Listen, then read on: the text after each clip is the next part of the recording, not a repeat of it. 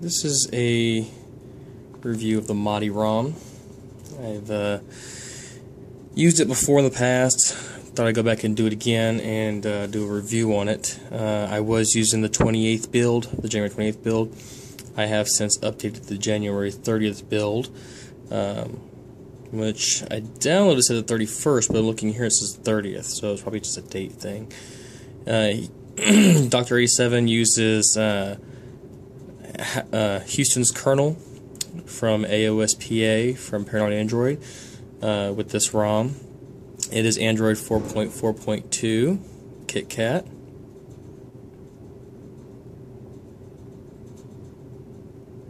Okay. Some of the features of this ROM. Okay. Some of the features I like about this ROM is that one is clean.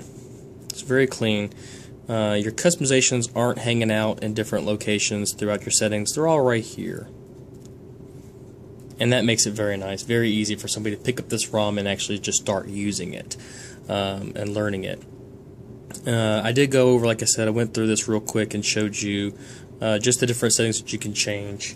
Some of the highlights, of course, are Halo, and you can always, once you go into Halo and you turn it on, there are features like Ninja Mode, which I'm a big fan of. It hides the Halo completely when there's no notification, so it's not always on your screen.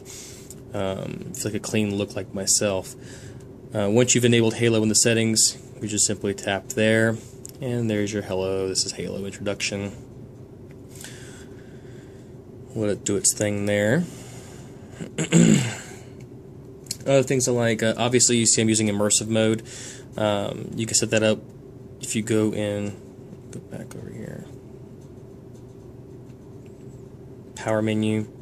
You'll see you have the ability to use immersive mode, and once you've enabled it to the power menu,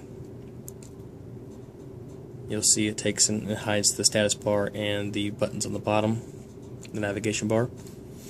I like that. You get more screen real estate. Again, another clean appeal to the ROM.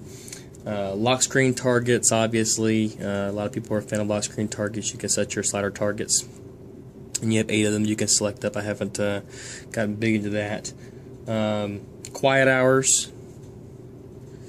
I don't remember if quiet hours made it into this ROM. I don't think it did, actually, and that was a disappointment. That was one of the cons. I like quiet hours. If they're here, I haven't seen them or been able to find them. Quick setting panel. Alright. One nice thing about the quick settings panel is you have the ability to change your tiles and change the number of tiles you have over here. So you can see I got mine set for 4 rows. You can go back to 3 if you want that bigger look, or 4. And I like the white on black look. It's very appealing. Other than that, this ROM doesn't have any overclocking in the kernel. As you can see, it's at its 2.2 gigahertz speed, and then the minimum speed's been reduced. I lowered it down to 300 megahertz, so that when it sleeps, it locks in pretty low. There are not Dalvik optimizations. The Dalvik optimizations aren't baked into this ROM. He used them at one time, and I did notice a huge difference with the Dalvik performance. Dalvik benchmarks now, you're going to be getting around 7,000, 8,000 on a really good day on Dalvik. I am actually running this ROM with the PA gaps, and I have ART enabled. As you can see here, I'm running ART, and I have had no problems with it, no crashes, no forced crashes. Quadrant, you have to keep trying to get Quadrant to run. It's the only app I've really encountered that I use that didn't want to work. But when you do, you'll get around 11,172. I've got as high as 12,500 some change. So, you know, it's pretty quick. For what you need it for. I haven't really caught any stuttering or any problems with it.